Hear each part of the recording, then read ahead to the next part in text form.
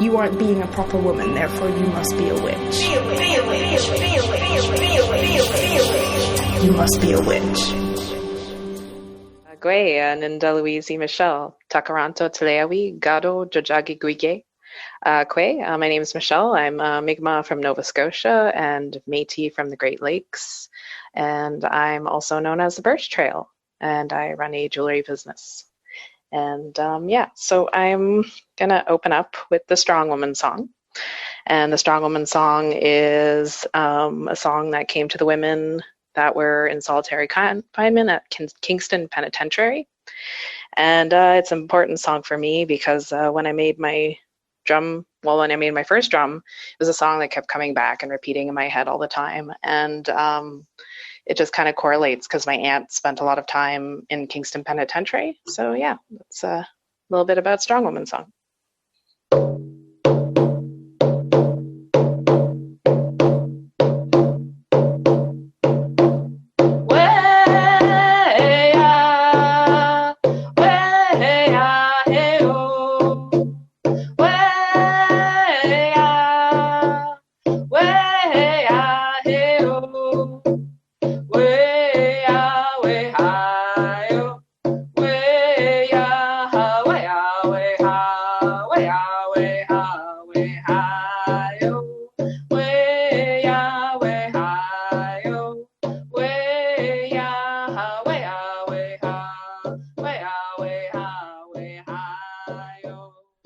Hello to the strong witches of this missing witches' coven. It's me, Amy, your auntie, your coven sister, your friend, whatever voice you need to hear right now. Back with Michelle, the Birch Trail, for part 2 of what I hope will be an ongoing series highlighting Indigenous voices. Before we dive in, I want to tell you what Toni Morrison told me. There is no time for despair, no place for self-pity. No need for silence, no room for fear. We speak, we write, we do language. That is how civilizations heal. So thanks to you for joining Michelle and me as we welcome Mi'kmaq artist, astrologer, and just all-around amazing human, Amanda Amour Lynx, for a conversation that we hope might contribute in some small way to the healing of our civilization.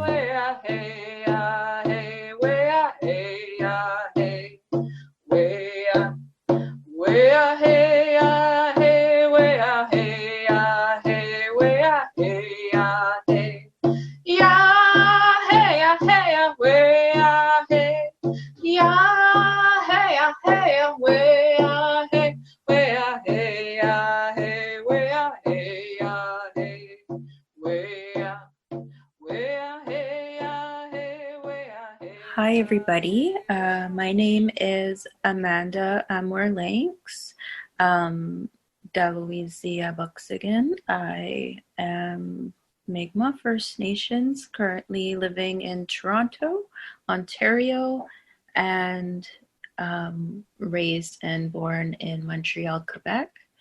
My heritage or my roots are from Mi'kmaq territory near Cape Breton in a place called Nyanza, close to Wagmatcook First Nation. I have ties there, but I've never physically been in that space. I identify as two-spirit. I like to make art, but also have a spiritual side too. And I guess that's kind of part of that Lynx medicine. And I'm just excited to be in this space with you and having some conversation. We're so excited to be here in this space with you and with Michelle, and it's so good to meet you and see your face. We've been typing, but this is our first facial contact, so it's good to see you in your beautiful pink room and your green hair. I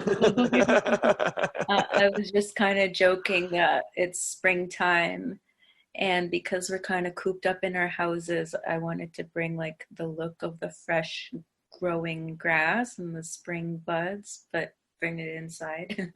Nice. You nailed it. Michelle, you're rocking the green hair too. I know, we've got the green hair squad. I'm gonna have to get with it. So when Michelle and I were talking, I know that Michelle, there was a lot of stuff that you wanted to talk about in terms of astrology, and we just didn't get to it. And Amanda, you're an astrologer. I don't know if you want to jump in with how you got interested in astrology, or if you want to cut right to like, here's what I saw in the chart today. I'll leave it to you. Wow. So there's so much to say about astrology. I've been studying and avid about it. When my mom brought home a book when I was younger, I was around 12 years old, and she brought home a book called The Only Astrology Book You'll Ever Need by Joanna Martin Woolfolk. And she jokes to me that I stole that book from her, and it was so earmarked that it had broken into 3 pieces, and it's a quite large book, and my curiosity just kind of snowballed from there. So that was quite some time ago. So I've been studying astrology and tarot and other mystical things for about 20 years. I started reading charts and helping others with it outside of my close friend circle quite recently. I feel like there was a period of time where I just kind of, wanted to keep that close within my relationships, and I'm still kind of like working through that. Just because I'm still finding my way, but I just really love having the opportunity to have those conversations and being among people that have a way to share their own astrological musings with me. I get really excited when that happens, and I also like the ability to help others understand things that are going on a little bit better. In terms of what's going on right now, I feel like the astrological world out there, there's an abundance of astrologers that now have kind of taken over the internet, either through YouTube or Facebook, Instagram, that have been, speculating on the year 2020 for quite some time. And it's a really exciting time to be in. I guess I just want to see how you want to have this conversation, if I should just kind of go forward, or if you wanted to ask some questions about it, or what you in the last episode, a lot of our conversations weaved in and out of appropriation, but also what's happening currently with COVID. And just I had I had weird theories. I'm not going to say conspiracy theories, because they're not conspiracy theories, just weird correlations and things I've noticed, with Saturn just recently went into Aquarius, and there's a lot of other big astrological events that are happening, and how we're in the year of the rat, and what brought the rat, what brought the plague was the rat. I just find it ironic that we're dealing with COVID in the year of the rat. And what was the other thing? Just the earth being angry because the whole thing with the Amazon burning, and we've burnt the world's lungs, and look what COVID attacks is our lungs.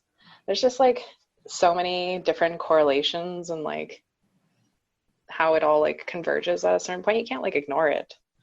So this is what we were kind of going on. Totally. I'm feeling that quite a lot as well.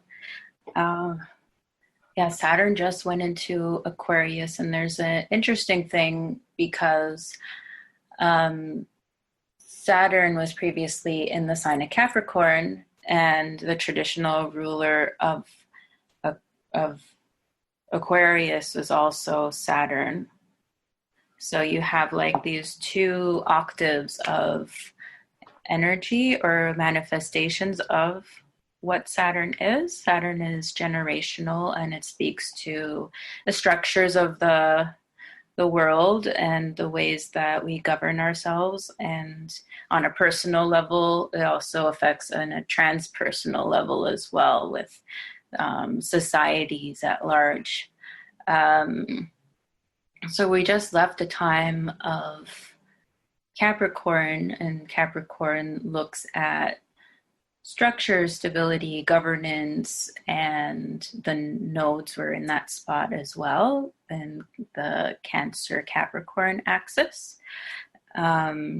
Cancer relating to the personal and the womb and the emotional state and the need to nurture and care. And then Capricorn is looking at that paternalistic way of looking at regimes and government and the way that people rule over. It's kind of like this disciplinarian quality, and that's like doubly echoed in the signification of Saturn as well. But Aquarius is like this fresh energy, and it's just in its like baby phases right now, as it's probably at like 0 or 1 degrees, I think around 1 degree. And Aquarius looks at systems thinking, the collective, things that can't really be narrowed down to individuals, but more of a collective. So things that are represented by Aquarius are things like a stock market, things that have like no beginning or no end, where there are many people that are moving parts into a greater whole, and ways that these are a moving machine. There's also this idea of rebellion, but also the feeling of communal giving and reciprocity, and finding a balance in how those systems balance each other out. I feel like I definitely feel that echoed in the way that the earth is angry, and you can see this pattern shifting from like this extreme focus on capitalism and the pressures of like almost like the pressure that a diamond goes under to become shiny. It's just like almost oppressed to the point where the form is become so rigid that it cannot be moved. And I feel like in terms of people in the collective, we've kind of been forced into a very stuck position with the way that, you know, we don't have a shortage of resources, but there's been a mismanagement and a mishandling of what those resources are. And the mishandling of those resources has a lot to do with power and systems of power and who holds it. If Aquarius is the collective and people that, and it's a response to what happened in Capricorn. It's almost like the people want a humanitarian outcome from feeling so pressured into one spot, and those old ways won't do anymore. We're gonna shake things up and flip the switch, and often it takes something really uncomfortable to get somebody to change. I feel like we've gone through generation or years upon years of seeing horrible ecological injustices or injustices to groups of people that have, you know, they've made headlines, and then people can go, oh, that's too bad. But the anger and the rising of that frustration is almost like, oh, somebody else will deal with that. And it's like, what will it take for people to actually act and see the atrocity, into like it's until it affects everyone that we act and move.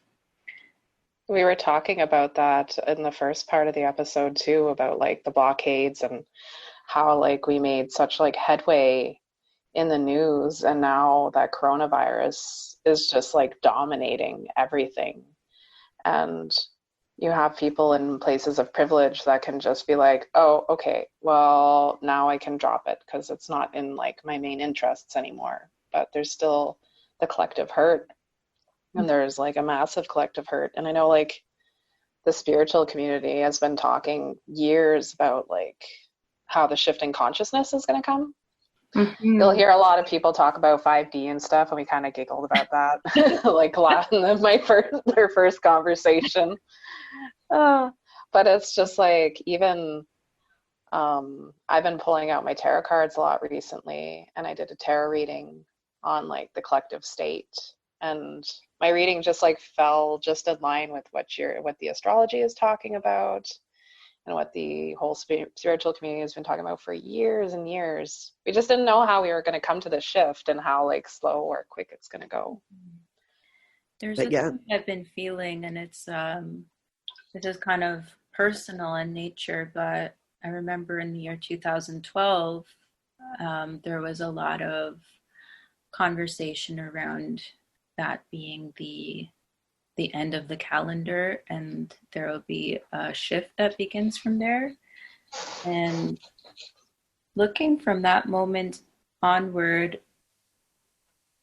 there's been a slow nagging frequency in the back of my head that's kind of like a rising anxiety.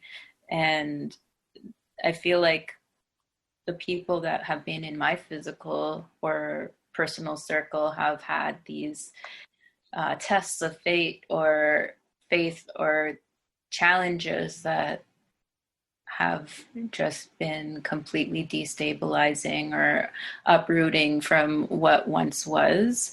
But there is also this feeling of, it was almost like a mass gaslighting feeling, that there's an awareness rising that the status quo can no longer be as it was.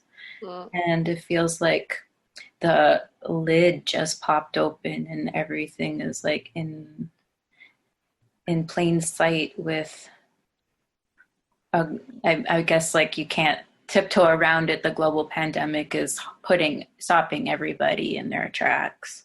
Exactly.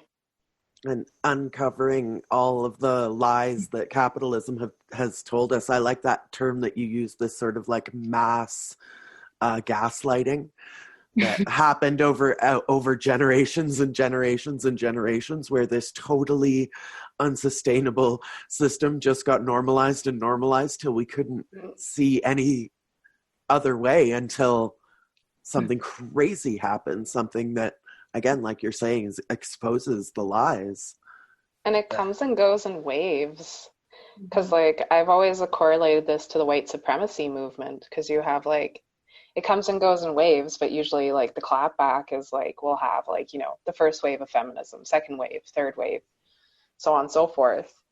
And we've been feeling that like push, that like wave. And it's like white supremacy hasn't had this kind of like resurgence in a while.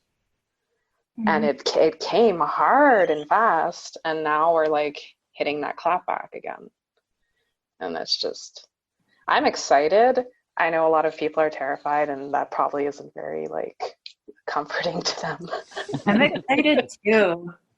And I feel like that mass gaslighting is part of it, because I feel like I've been kind of saying, look at this issue, this isn't okay, somebody care about it. And because of the way that like systematic or structural oppression looks, it can't be tied down to one person, and these actions can happen on maybe small individual levels or short little bursts of collective actions, but the response is really disappointing, I think, doubly for as an indigenous person that is seeing like land dispossession and injustice and mining and resource extraction and wanting settler friends to care, but also when you're looking at the inequality and vast situations outside of that too, whether it is other racial injustices or classism, ableism. And it's like, I've heard, because I think about a lot this recently, because we were talking about how people, it's just like, okay, I can pick it up and I don't care about it because now the apocalypse is happening. This is like a word that's in everyone's mouth, that the apocalypse is happening. But the best thing I heard from an elder was that indigenous peoples, we've already lived through the apocalypse and we've been recovering from it for like, I don't know, 500 years now. We've been there. It's already happened. I think like the relief is coming from this, not to be egotistical, but the see I told you so moment where even people that are comfortable or in that like more privileged position are now being forced to look at that too. It's true. It's like there's so much like continuing from the first discussion that we just was released like yesterday or whatever. I listened to the episode already because I'm weird and need to make sure I didn't sound like an idiot. But it's just like we're always like pushed back as this like ancient people, and it's like it's even like in science, like we try to get pushed back like with the land bridge and how it's just used like as an excuse to push the doctrine of like, oh, this was a barren land for us to discover. It's like, no. Well, now science and like we're proof that we've been here for like tens of thousands of years, like before the land bridge anyways. It's the doctrine of discovery is a huge lie. It is. Oh my gosh. And the doctrine of progress, I would also add to that, like how we have defined progress is, in my view, and I think in a lot of our listeners' view, completely like the product of this mass gaslighting. Yeah, well, people like just want to ignore like we were talking about how our structures are so ancient and built on like centuries and generations of knowledge, but people like to shoot out the whole aliens, like, oh, it's all aliens. Like I had an example from that too, like, you know, the Easter Island. So when they're like, how did those guys get there? What did the people say? We walked them there. They walked there. They're like, oh yeah, they're crazy. Like, and now if people haven't seen it, you can Google it and you can see the video of the demonstration on how they literally made a pulley system to literally walk the guys there. It's just like so many examples of like, just like not like science. Like I say it's scientific knowledge. Oh, it like, absolutely is scientific knowledge. You can't like diminish that. No. No, I mean, but you know, capitalism and colonialism has done its best to diminish that and to demean that knowledge, you know, like we talked about. Now, Amanda, like you're also a visual artist, and I was looking at your art and I see a lot of interplay, intersection, total mélangement of like the personal healing and structural healing. Can you talk about the relationship between healing oneself and healing one's space? You know what? I like to think about what happens in a talking circle where everybody takes turns to facilitate active listening and like compassion for one another and to withhold our judgment. And in that turn taking, it helps us to understand different perspectives of one another. Or we can see ways to identify in someone else's story. I like storytelling as a tool for working through your own personal shit or hubris and the ways that that can be a transmutation of the energy that needs to be worked through, or wounds that need to be healed, whether that's trauma or grief.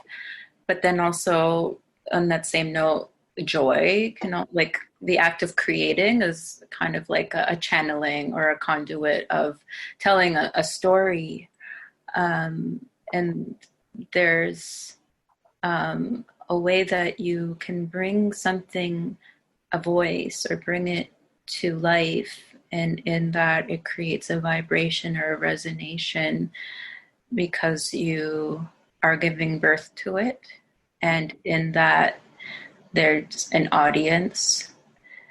So there's always this ambition that telling my story can potentially, on a private level or on a public level, allow somebody to feel more okay with having that experience themselves, or feeling less alone in something that happened to them.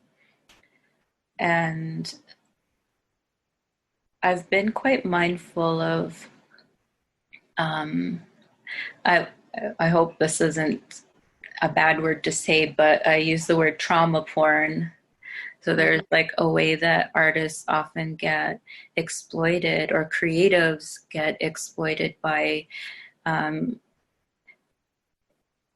organizations or funders, or even just through like the artistic world, where people want to hear your trauma story to have some mass good that ticks off like diversity check boxes that they need, like, to fulfill a certain quota of that. And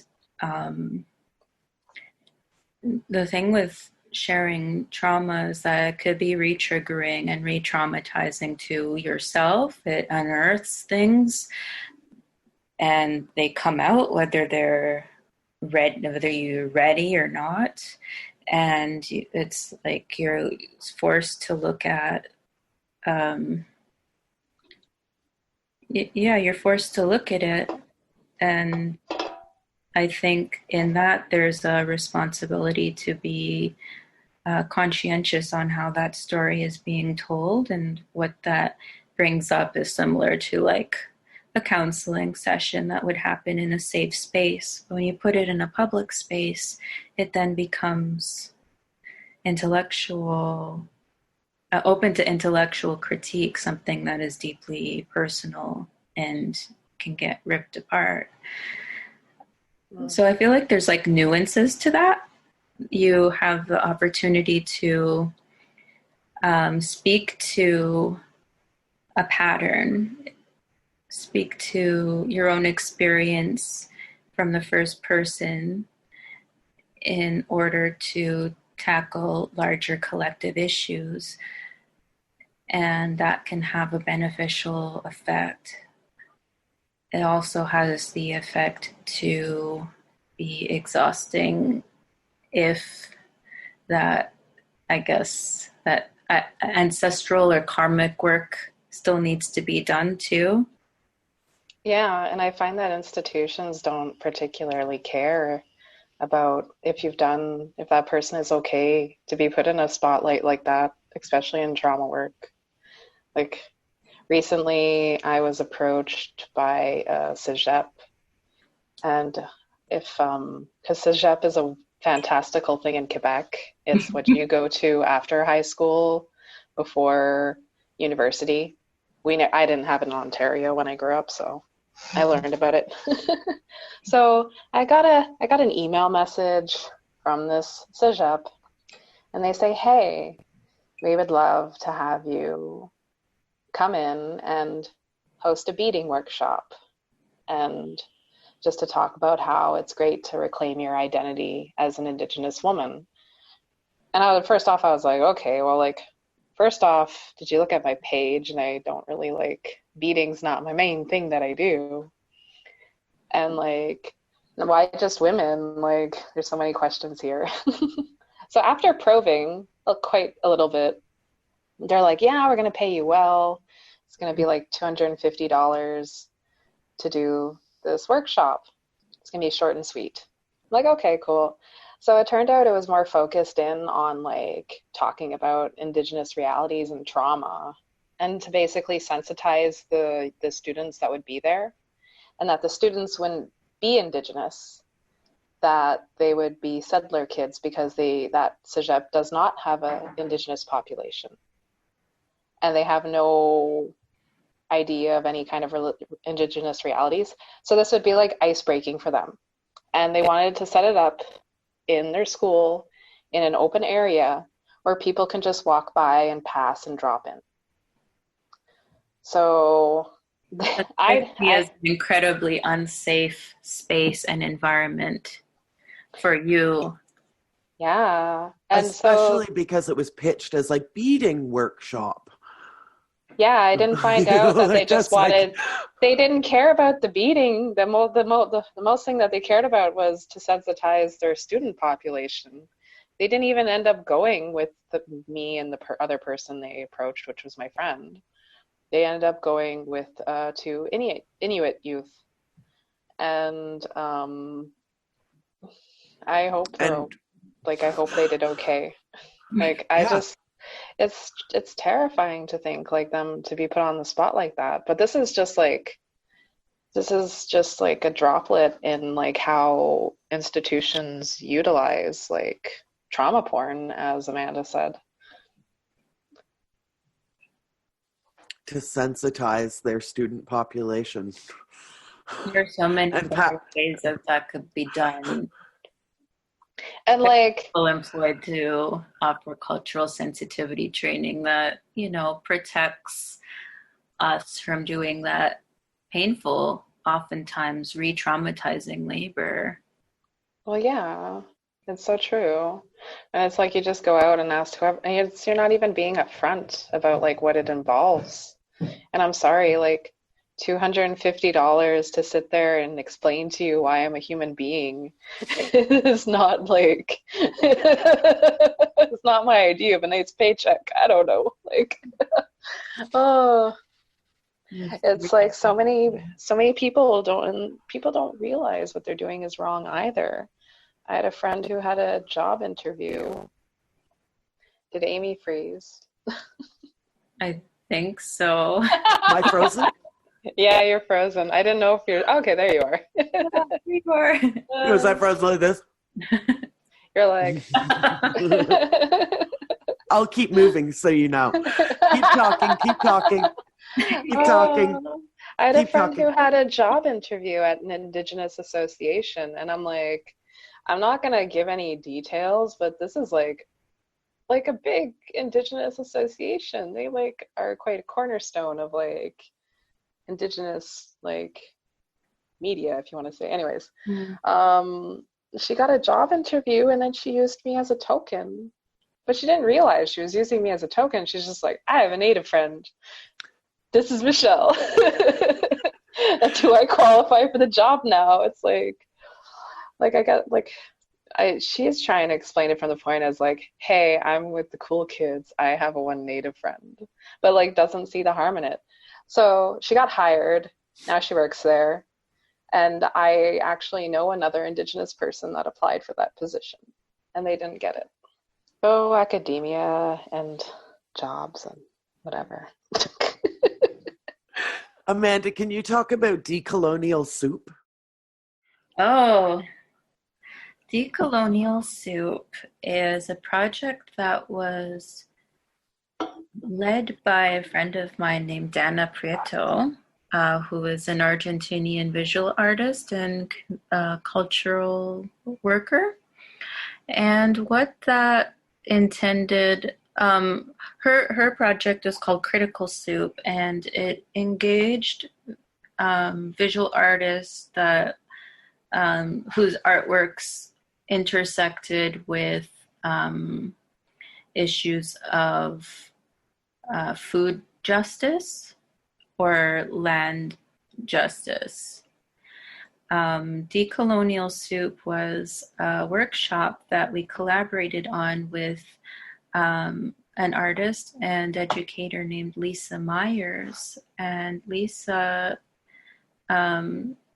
is First Nations and incredibly insightful and wise, and does work with food and uses that imagery a lot in her artwork.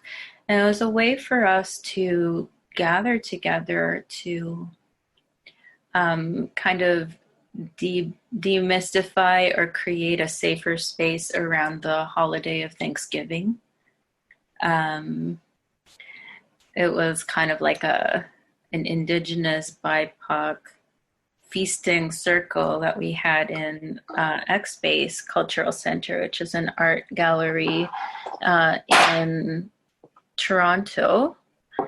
And we made a soup, and in the sharing of the soup, we talked about the harvesting and tradition and protocol of wild rice, and is like using traditional ways of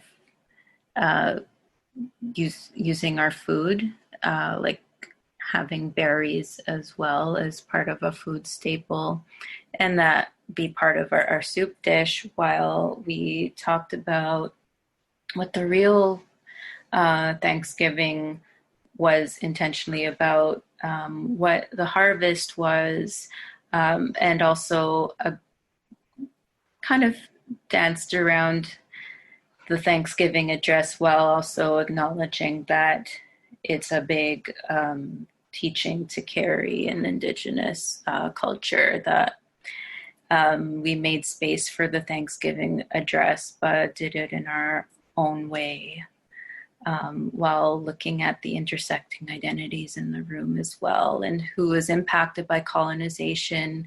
It's a holiday of colonization, and the celebration can be reclaimed in a way that goes back to traditional Indigenous ways of looking at the change of season, but then additionally, you look at the pagan cycle of the year as well, as this idea of harvest and preparing for the next season to change, and what those lessons and teachings are as well. I think I saw that you used the word ethnobotany. Can you kind of talk about that? I really was intrigued by this word, and I'd like to hear what you have to say about it.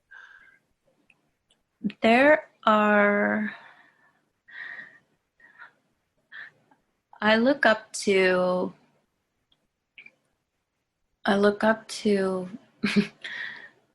lot of people who study herbalism, and also people that have acquired plant knowledge. I use the word ethnobotany to nod to the expertise and skill it takes to learn and study plants on a very personal level, knowing that I'm a baby in only beginning to generate that vocabulary for myself. But the ethno part of it is relating to story, and botany is relating to plants. So it's the story of plants.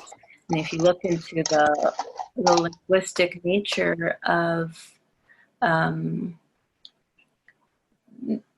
naming of plants in various Indigenous languages, you'll see that story is embedded within the naming of plants that harken specifically to cycles, to place, to land, to animal relations, but people relations as well, and knowing the times of year in which, or the purpose that is connected to those stories. So I'm very inspired by authors like Robin Wall Kimmerer, who's written Braiding Sweetgrass, who has fused the Western ideologies of plant knowledge, but mixes it with her Potawatomi teachings and her personal storytelling as well. And also, there's a book called Plants Have So Much to Say, All We Have to Do Is Ask. It's by somebody named Wendy McCoon's Genius, and they're Anishinaabe botanical teachings. Christy Belcourt also has written a book that looks into the epistemologies associated with medicinal plants and the translations of what the words represent. There's some really beautiful ones. What I know, and I don't want to misspeak out of my own culture, but I'm grateful to being on Anishinaabe territory and the gratitude I have from being given teachings from here while also being Ilnu. But they have a plant that translates to squirrel or squirrel tail, and it's the yarrow plant, and the leaves of the plant look very similar to the way that the tail of a squirrel moves. And if you move it, it is very feathery and moves in that way. And so you'll see that there are these teachings that come within understanding language and the oral nature of cultural transmission. Have you seen Christy, the big version of the book by Christy Belcourt with all like I guess do they have like all the plant illustrations or like the beaded ones? Mm-hmm. It's so gorgeous. Sorry, can you say the name of that book again? I haven't heard of it. You said Christy Belcourt, I think? Christy Belcourt is an author and a visual artist, and she's mostly known for her artworks, but also is doing a lot of work right now around land justice issues right now with the Wet'suwet'en. Was the book called Plant Medicine the big one, I think? Or something like that? Christy Belcourt's book? Yeah.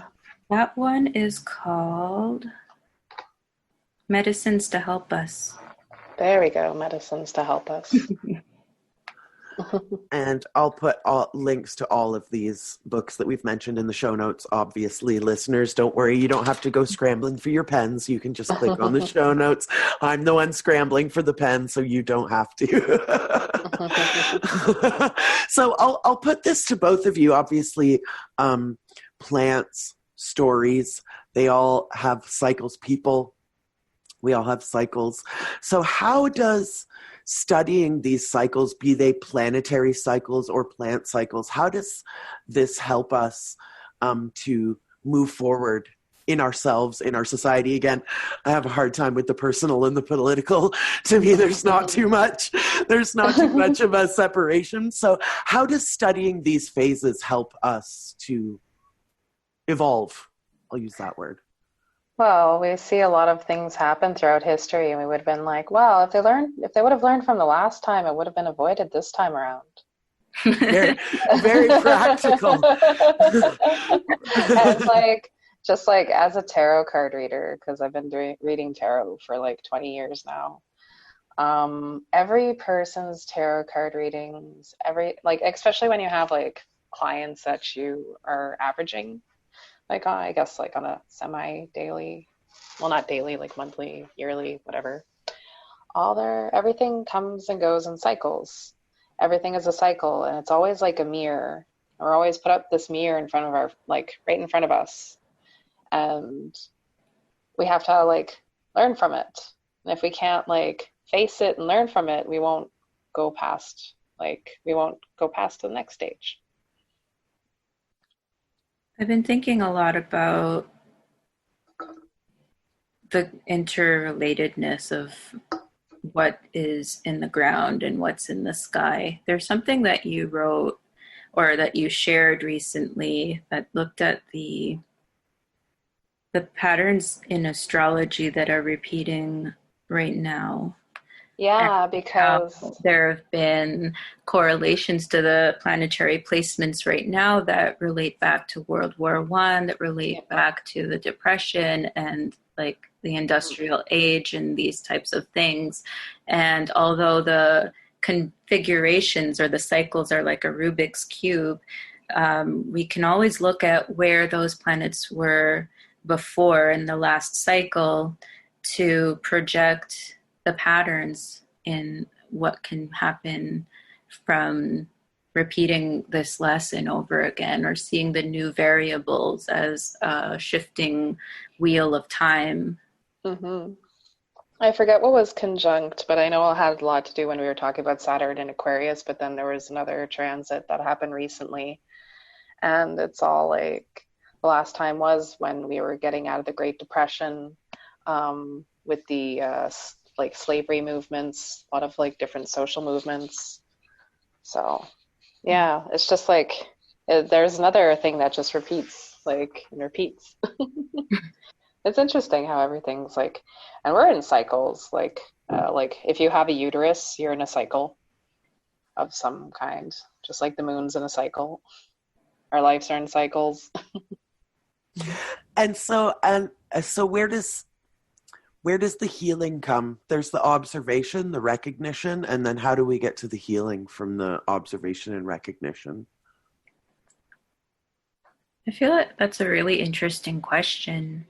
We have individual lessons. I don't want to be an authority on what people's, epistemologies or ideologies are, but the belief in my head is that we incarnate into like our birth charts are a blueprint of the lessons that we signed up for, whether it feels just or not.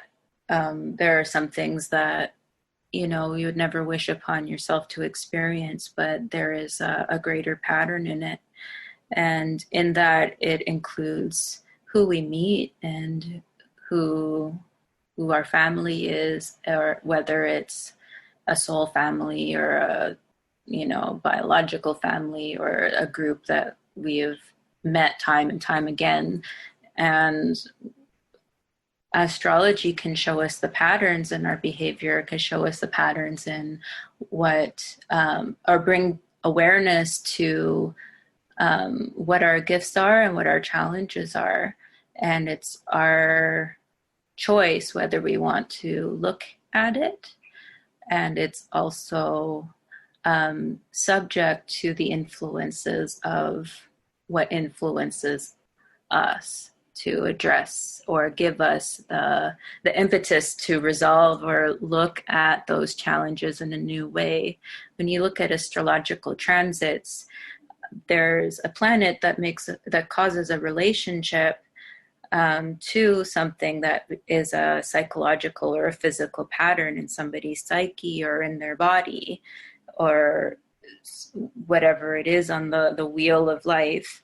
And it's an opportunity that when that part gets activated, it's like a chemistry where something shows us a way.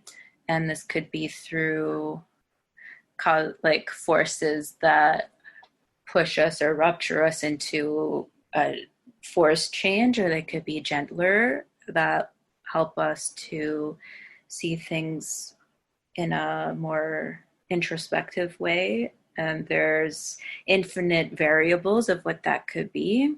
And we have this on an individual level, but astrology is also so complex that there can be astrology for your cat. There could be astrology for a country.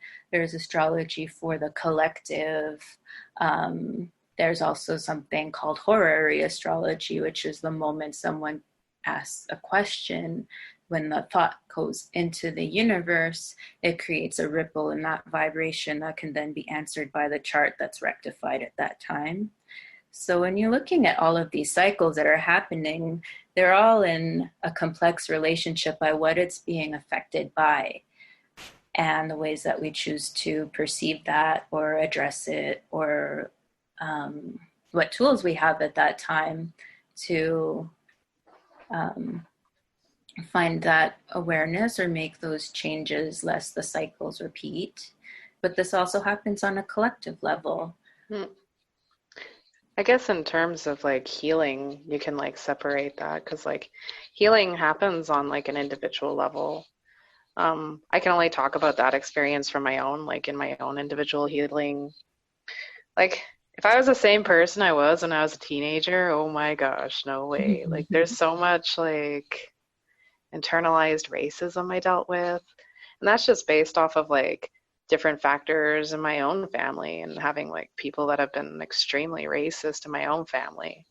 And if we want to talk about in terms of healing and identifying that in yourself, you just see where you feel uncomfortable, where you feel different. And then you explore it. And it's like, I've always felt different like my whole life. And since like reclaiming more of my indigeneity, I've realized like there's a lot of like things that have been put in place in my life that just blocked and denied that and caused a lot of internalized racism. And like funny because Amanda read my natal chart, and I definitely recommend Amanda. And it's like I had Sagittarius in both Saturn and Uranus in like the 4th house or something. And it was like I have like a very, very strict planet in my house where it would define like my home life basically. I have a very strict planet and a very like different wonky planet. And that like definitely it like explains like the two aspects of my family. Like you have like one side of my family that's so like open and accepting of who I am and what I do, and another part that's like so restrictive and changing and like so set in a colonial bias. And that's just on an individual level. Then we move to the collective healing, the community healing. Like, I hope that made sense. Or going like right into the woo for this episode, right? Like, well, you actually made me think of a quote from Amanda's website that I really wanted to read and get both of your thoughts on. So I'll go to that. Amanda, you wrote, "Spirituality, connection, and community are at the root of wellness." And I think that speaks to what you were talking about, Michelle, even just recognizing your own ancestral knowledge and sort of accepting it, and your own, just in terms of your personal healing, and not this great global healing that all us witches are always trying to set our minds to. But I'll read the quote again, and then Amanda, I'll let you speak to it first, maybe since you wrote it. Seems fair. "Spirituality, connection, and community are at the root of wellness." There is a rule of life, or the religion of many indigenous nations, and we call it the medicine wheel, that looks into the synthesis of cycles. And it's like a compass that's north, east, south, and west. But it also represents the physical, the emotional, the spiritual, and the mental. And they also it's deep, and everyone has their own teachings with it, and it's been contextualized in so many different ways, and it varies from community to community as well. But the versatility of it is that it looks at relationships as holistic. So you're not an individual unto yourself, that is often touted in Western society, where if you have an emotional problem, you're left to yourself to solve it. If you're poor, you need to get a job. This type of mentality. If you've done a crime, you need to be incarcerated. Whereas indigenous ways of thinking and looking sees the stories of what has happened in the past, what's happening in the present, what's happening in the future as a fusion or a paradigm that's occurring and existing across dimensions. I hope I don't do it injustice by speaking so openly about it, but in addition to that, we also look at, what our own life cycles. So you have infancy, you have youth and adulthood, and then being an elder, and they all are in dialogue with each other. Nothing exists within a vacuum. There is also always a cause to what the wound is that goes deeper than vilifying the person that has done the harm. There's always something that can be healed from that, looking at it in a collective. Kathy Absalon writes a lot about holism with the word, with the letter W. So like whole of a person consists of a circle of cycles in nature, but also the cycles in our relationships with one another. So when I say connection, what happens when we become mentally ill is we feel disconnected from that greater rhythm, that connection to our own inner voice, the internal guidance, and also to our guides, our ancestors, to our relatives, to our families, or even the fostering healthy friendships and relationships. It requires us to have a healthy relationship with our bodies and how we nurture them on a physical level, as well as that mental, spiritual, and emotional. I just think about how there's no hierarchy in a medicine wheel either. Mm-hmm. We all have something to give, and we all have a part in restoring justice.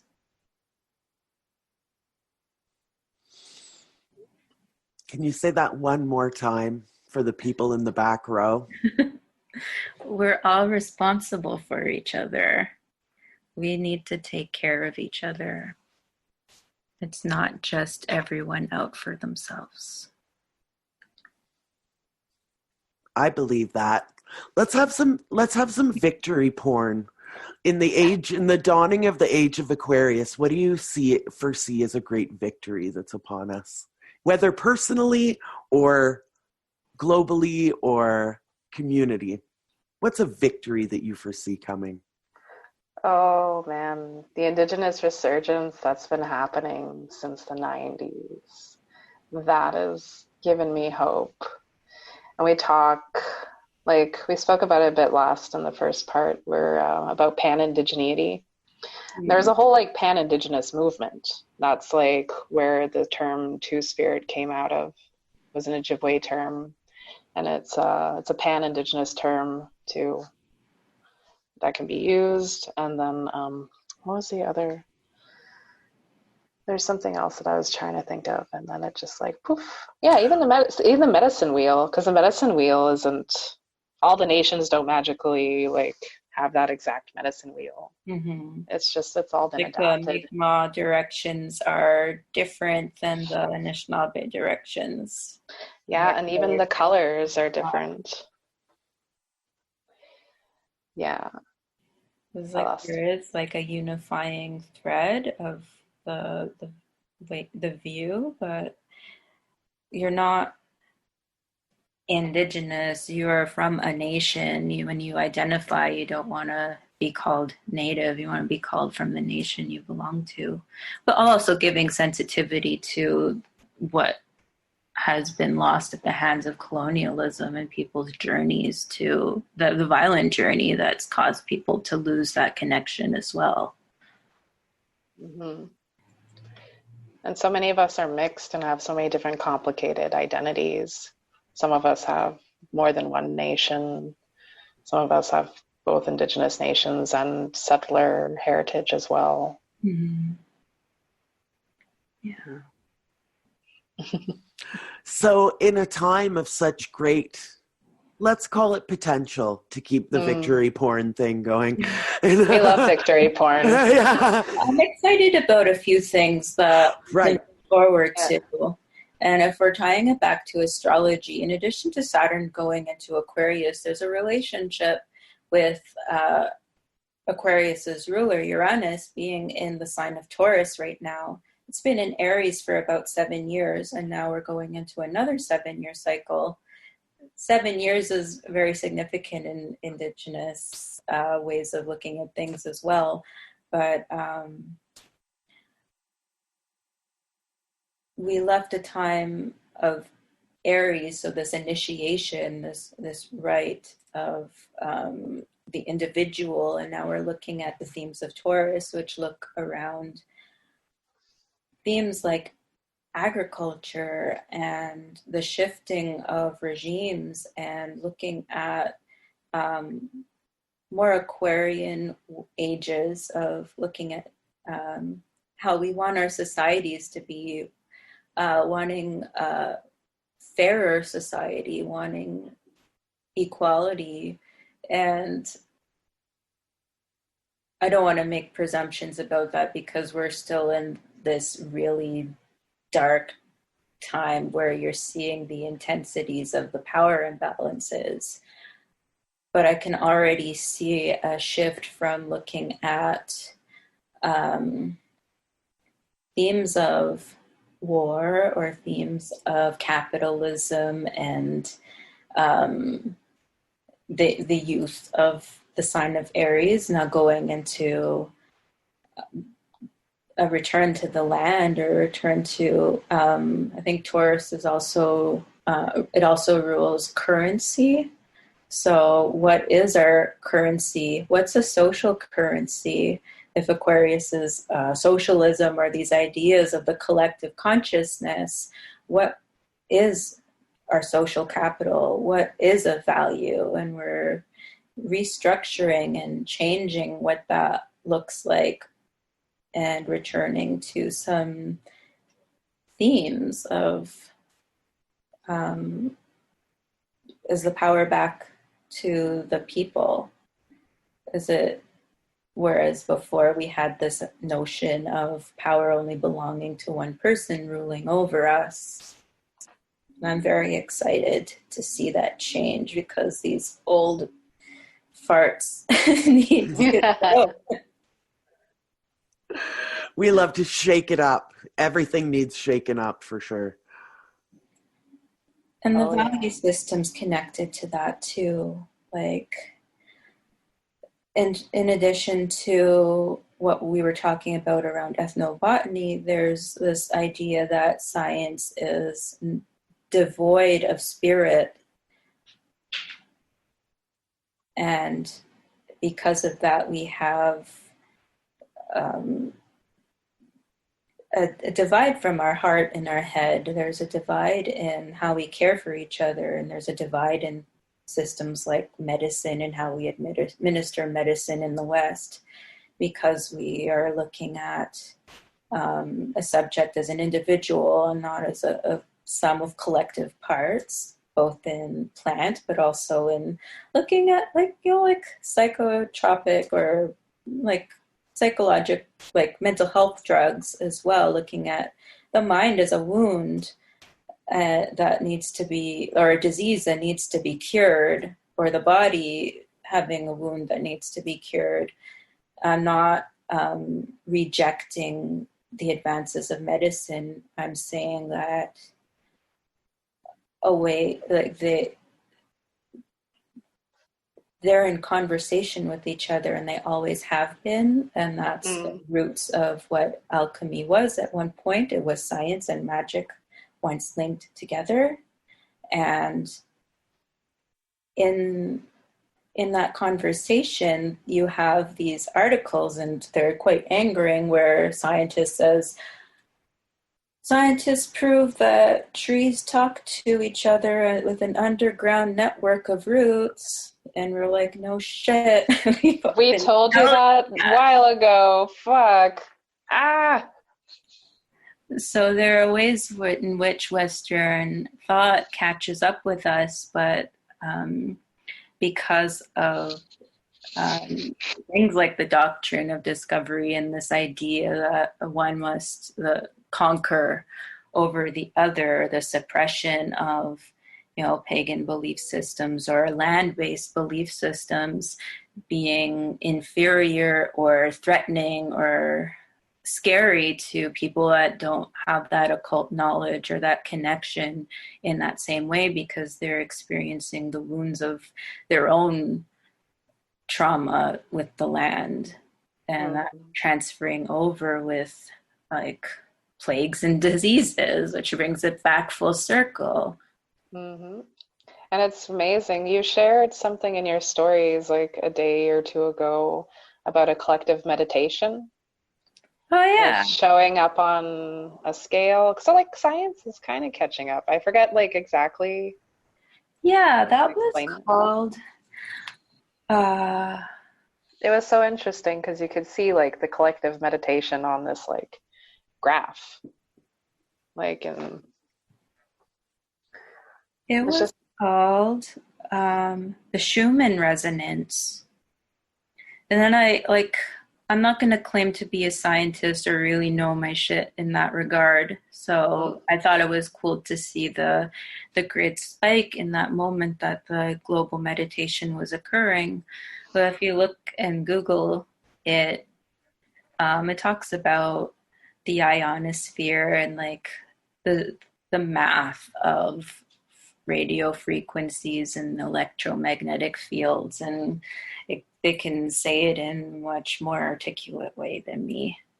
I was just curious because it happened upon my daily scroll. So what happened was there was someone set up a global meditation, and then someone measured like the electromagnetic impulses at that time during the day, and okay, well, I'll put it in the show notes for you, but yeah, that's a very obvious movement. Yeah, it's pretty cool. I just love how like science just like kind of comes up and they're like, oh hey, yeah, like the trees talk to each other under the root system. Like, oh, smudging actually clears the air, like sage clears the air. Like, wow. It's about time, man. Although I got into an argument once because like someone shared one of these articles, and I'm just like, I love it when like science just comes back and it's like, hey, indigenous knowledge is right, and someone's like, oh, we don't need to go back to the dirty times. It's like, sure. Even that like way of framing that, like that perspective, dirty times. I know, right?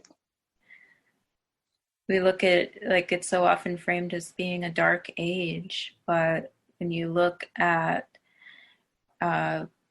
nations that don't use the same types of resources as us, we look at them as impoverished countries, but their levels of social connection are much higher. Their levels of mental wellness are higher because they have those relationships.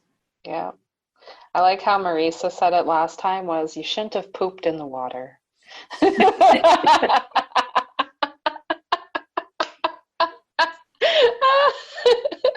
It was going fine until you pooped in the water. So I'll ask you both, how are you maintaining your mental health in these extraordinary circumstances that we're under right now?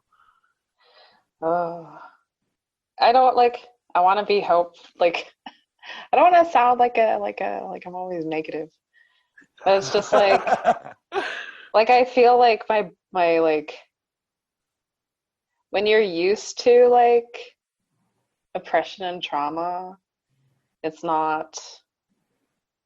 This has been fine. This has been a cakewalk. Like, I don't know. Like, I've been doing a lot of live streaming. I love that everyone is sharing knowledge. There seems to like makers are out there freely sharing things and don't seem to care about competition anymore, which is awesome because competition doesn't exist. Love that. I'm gonna tell you, like in business, it doesn't like. Yeah, like people are talking to each other. Families are stuck at home. They got to work out their shit.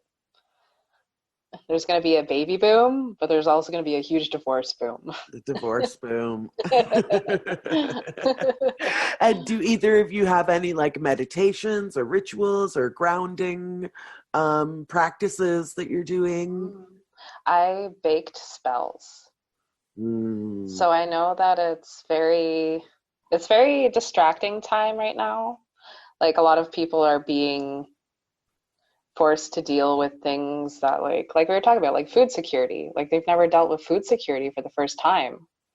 And you have people like, it's like, oh, like people don't look at me weird when I wash all my Ziploc bags now.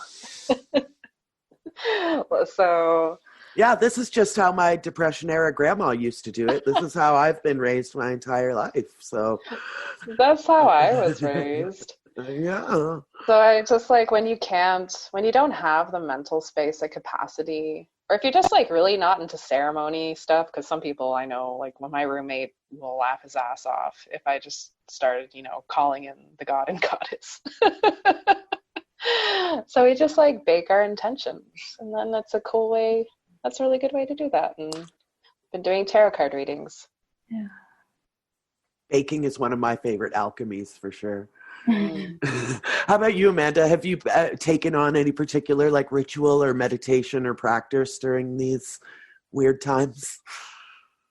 I feel quite strangely, and I think I've come out of a time, or I'm in that time and seeing it in a new way of deep, intense trauma, and I guess you call it ego death. And this idea of social isolation as someone who lives with a disability and chronic illness and PTSD, that has been my new normal for half a decade already, of really monitoring what comes in and outside of my body, and who comes into my circle, what comes out of my circle, what I give, the resources, the vessel or the cup that you have to give to others, and how you refill it. And it's forced me to be more cautious with what I consume. I think at the height of my mental illness related to trauma, I quit drinking. I was like a social drinker, but I realized that in that moment, it was a harm reduction for me. If there's this intense emergence of these traumatized behaviors coming out of me, I have to do my part to take care of my body in a way that, I have that mental space and faculty to process it. So I felt I felt some grief around the life I had that didn't consider the time of day that I would go outside, or the social environments I would be in, and the sensory disturbances within those environments, and learning healthy boundaries with people and psychic boundaries with people as well who also need help, and learning how to really pinpoint what in my energy belongs to me and what belongs to others. I don't mean for this to be a segue, but this was a very good preparation for not going outside too much or not socializing too much, because the amount of supports that I need to do what people do on a normal basis require a lot extra considerations materially or socially, like having a buddy system or a self-care system in place after exerting spoons or energy that I need to restore and recharge and get back. That being said, I feel like I think a lot of people are struggling right now, but I haven't been crying and I haven't been devastated or deeply depressed. I'm just grateful for the resources that I have and the love that's around me in my life, knowing that I worked hard to rebuild those in a place where I can sustain what I have with the relationships or resources around me. but I also like see it as an opportunity to give right now.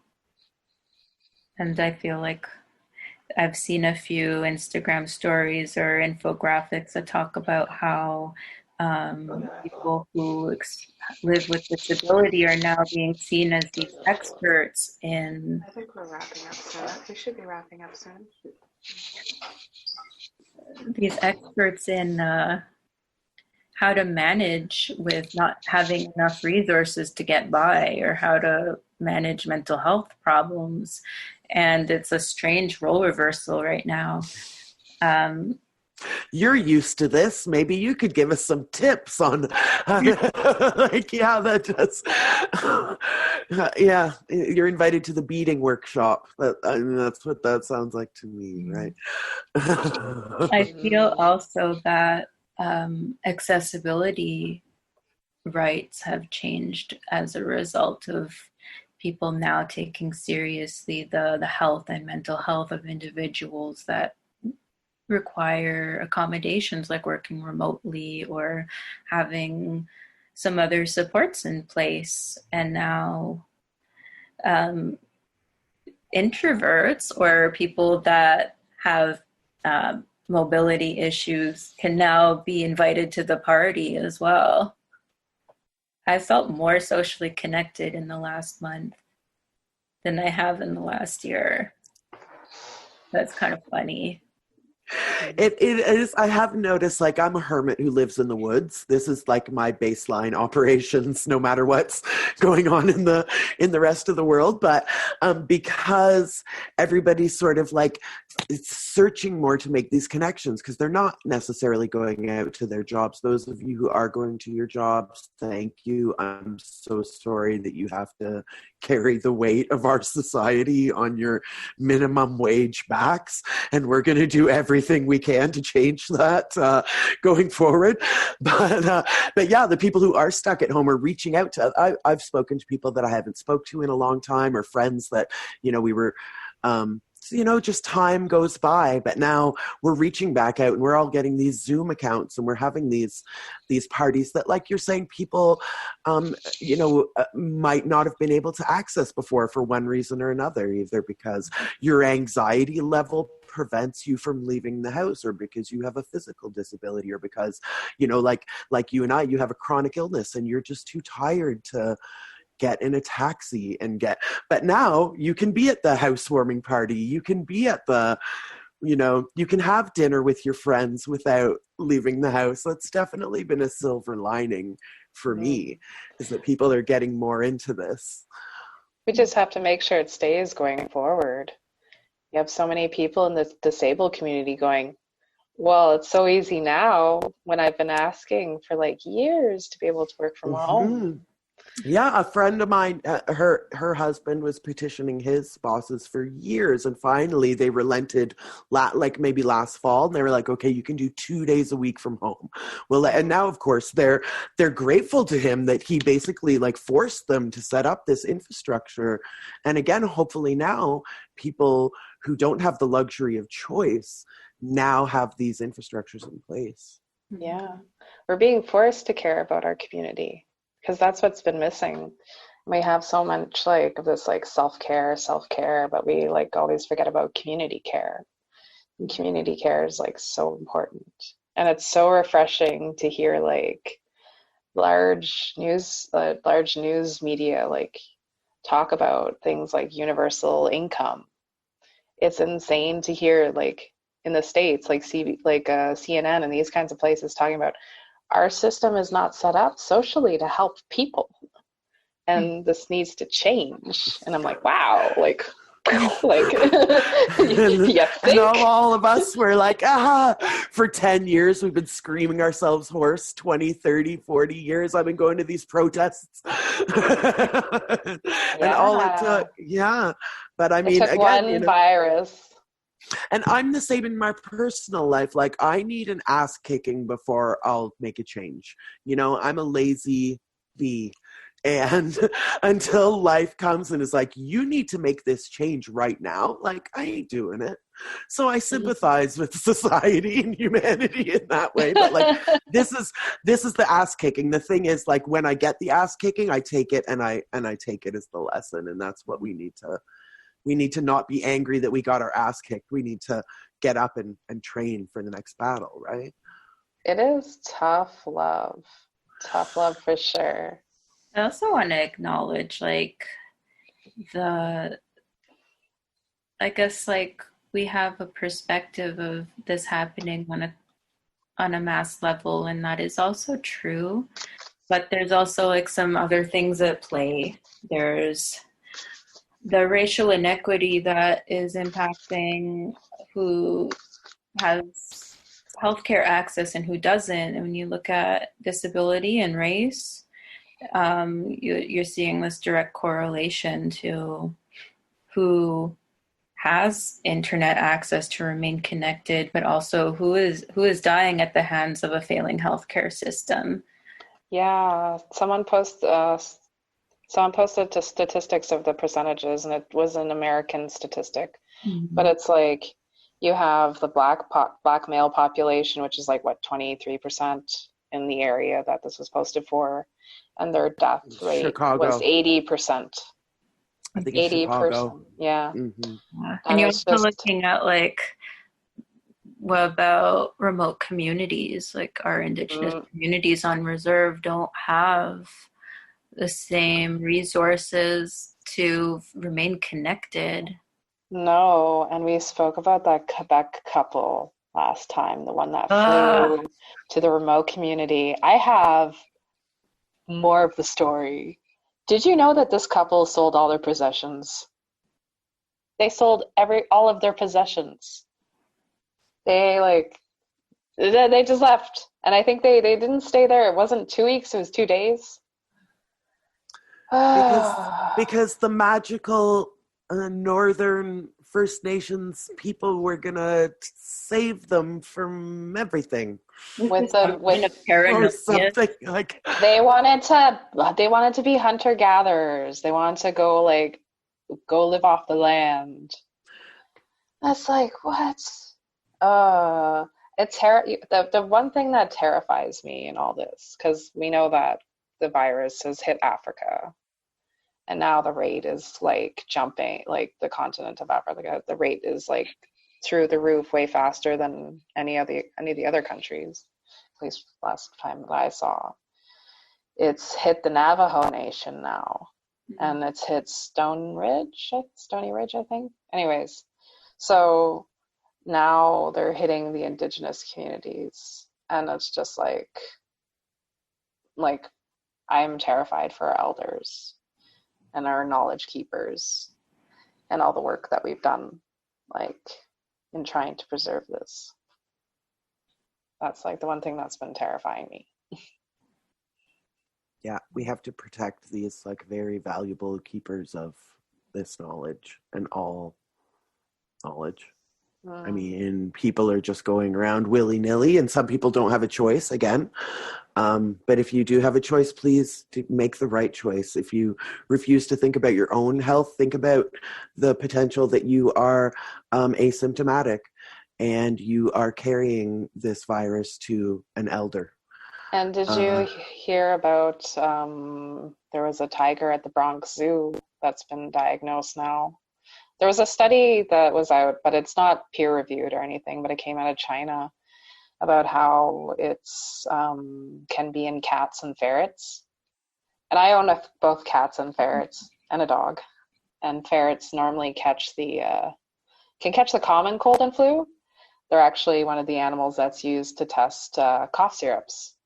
Because cats and ferrets have similar respiratory systems to us. So it's like sad cute, because you can get a cold and I can give it to my ferret and she can give it to me, and she gets like sick for 3 weeks and has the whole little fever and everything. So if you are a ferret owner, watch your ferret, baby. Pay extra attention. Wash your hands. So, Michelle, I'm going to ask Amanda for some final thoughts while you prepare to sing us out. Oh, can I? Yeah, do what you need to. Before, did you want to pull a card first? Yes. I Yeah, want to go, pull go, go. a card for you, Amy. I want to pull a card for you on. Thank you. Because we've been playing like cards recently as a means to cope. It's a good means to cope. And I'm using the Threads of Fate deck. And it's this really gorgeous like shadow deck. And there's wow. It's like gold embossed, like the designs are shiny. I'll send you a picture after of your cards. Thank you. So I pulled the Sovereign for you. And I'm going to pull it up. And then after I have a question card, and that's going to be like a question for us to ponder. And it's a really cool oracle deck because like rather than giving you like an answer, it gives you a question. And we love that. It's written by my friend Marisa. So here, the Sovereign. The Sovereign card invites us to activate the leader, visionary, and enthusiast within us. It is a time to welcome in passion and fire while creating structure that allows for you to nurture your dreams. Sovereign creates a container which allows growth for themselves and others. They approach situations with a no bullshit attitude and may come across as harsh to some people. That's that tough love we were talking about. I know, right? Their strong boundaries and opinions may even be intimidating to others, but in reality, it is their way of nurturing. They have no interest in appeasing others. Simply to keep them comfortable, they will continue to push those around them so they can grow. So the Sovereign also calls for us to create structure. And we're talking about all those structures too. Structures, better structures. From a place of structure, the Sovereign knows that life runs more smoothly, allowing for the manifestation of true success, security, and happiness. So I'm going to leave with a question, and then I'll let Amanda close up. Oh, that one flew up. Oh, I love when one flies out of the deck. That's so what is the gift in this? Ooh, I've been reading and writing about shadow work lately, so this is perfect for me, like desperately seeking the gift in everything. And I think, it's funny that you pulled that because that's what we've been trying to sort of, pull out of this whole thing is searching for those silver linings. Obviously, we're not trying to minimize the grief or the terror or the very actual physical mortality that we're facing. But if we can cling to those silver linings, then we can definitely come out of this having learned something, which is all we can possibly hope for. Amanda, I'm so looking forward to your final thoughts. Do you have any message for our listeners if you take this platform? I just want to say that I appreciate the space you carved out for us to have a conversation like this. And that reading was really beautiful. It feels like that is your role in the context of creating this podcast as a conduit or facilitator of sharing gifts and knowledges of different ways of thinking and the dematerialization of these rigid structures that we once had, and thinking of a new way, a new option, giving and sharing voices of people that have been erased or have gone missing. We have missing and murdered Indigenous women in Two-Spirit. We also have the continuum of that of who else is missing in the conversations globally and in values and beliefs. And I don't know, I really appreciate being asked the questions and feeling the sweetness of having my opinion matter in this when, I like to speak up for people that, have been silenced as a person who has also been silenced. And I think maybe that's something that we all share in common, that our opinions and our beliefs, we're all valuable we're not disposable, and that we're all important and we're collective. We're all the same. And as much as we look at the other in the collective of these rigid value systems that harm, even though we're incarnated into a body today that wants to fight for the good, where I think like there is this, like this saying that we're only as good as our weakest link. And we're all, whether we're in this, whether we frame ourselves as a healer, or like someone that wants to fight for the greater good, or as a warrior for justice, we're also the villain, we're also the demon, we're also intrinsically tied to the resonance of the collective wound, and it's all our job to bring that to light and bring that journey forward.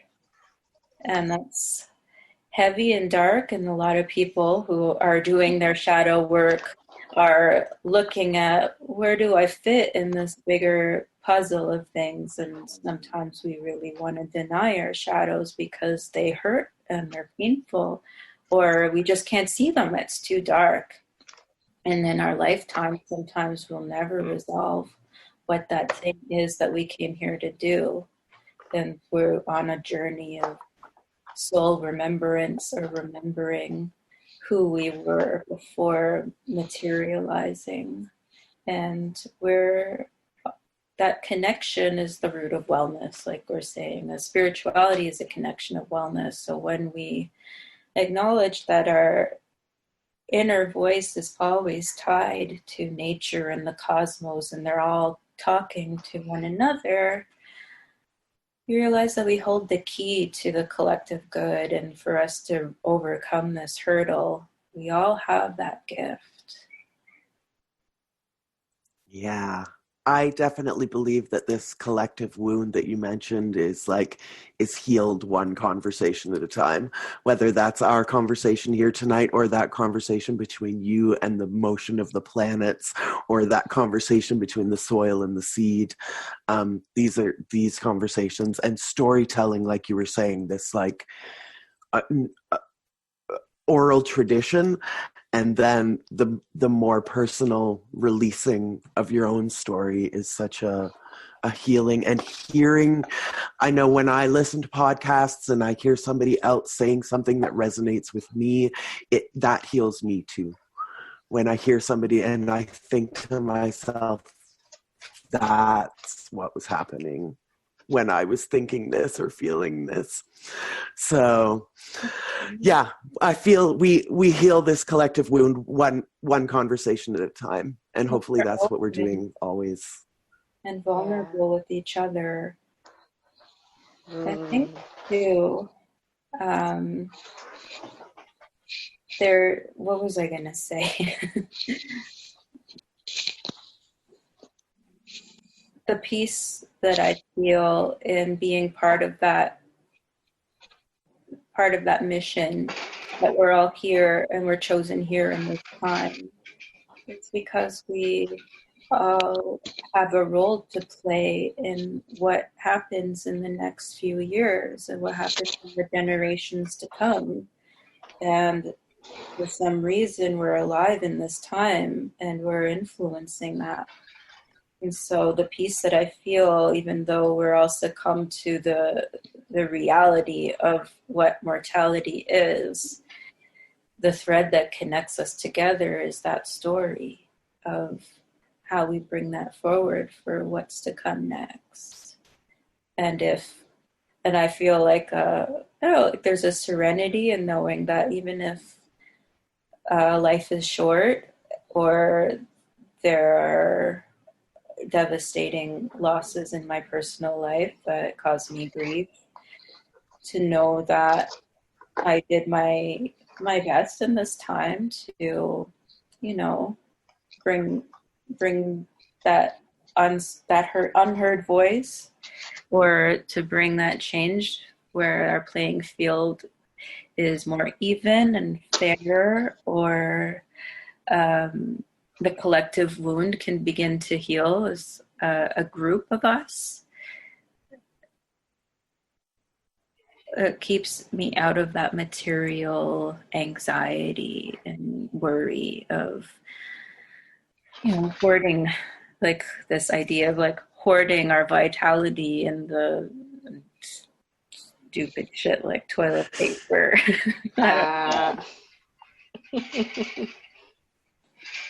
Because you can't eat toilet paper. No.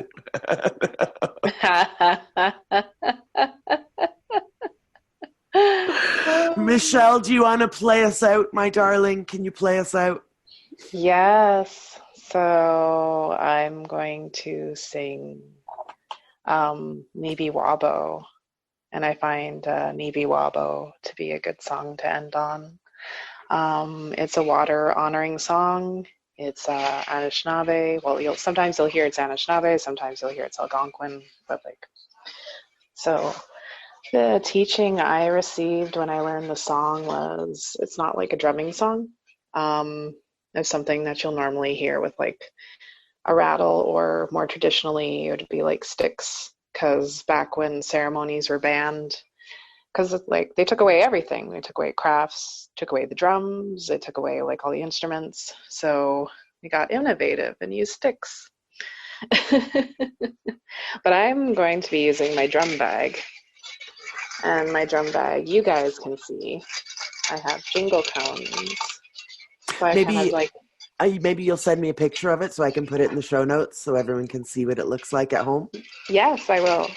Bon. So I use jingle cones, and jingle cones are used on jingle dresses, which are to promote healing as well. So I hope it's not going to be too loud. I'm sure it's going to be healing. How's this like? Can you hear this part? Oh, yes. Is it too loud? Not for me. Okay. So it goes, Maybe Wabo and I am Akimisku, maybe Wabo. Hey ya, hey ya, hey ya, hey. Hey ya, hey ya, hey ya, ho. Maybe Wabo and I am Akimisku, maybe Wabo. Hey ya, hey ya, hey ya, hey. Hey ya, hey ya, hey ya, ho. Yay! Thank you. I hope I didn't sound bad. No, you sounded amazing. That was great. That was great. And it felt good to listen to. Thank you so much, Michelle. And thank you so much, Amanda. And I know you'll both hit me up anytime you have another story to tell. Oh, definitely. Good. Thank you so much, Amanda. Thank you so much, Michelle. Please stay well, stay mighty, take care of yourselves, and hopefully we can all take care of our community together. Yeah. Until next time. Until next time. Just let me know. You know I love your stories. You hit me up. We need to have like a gathering. We need to have a gathering when this whole thing is finished. I'm inviting all of you, and that goes for you listening at home too. When we can have a party, you're all invited. You must be a witch.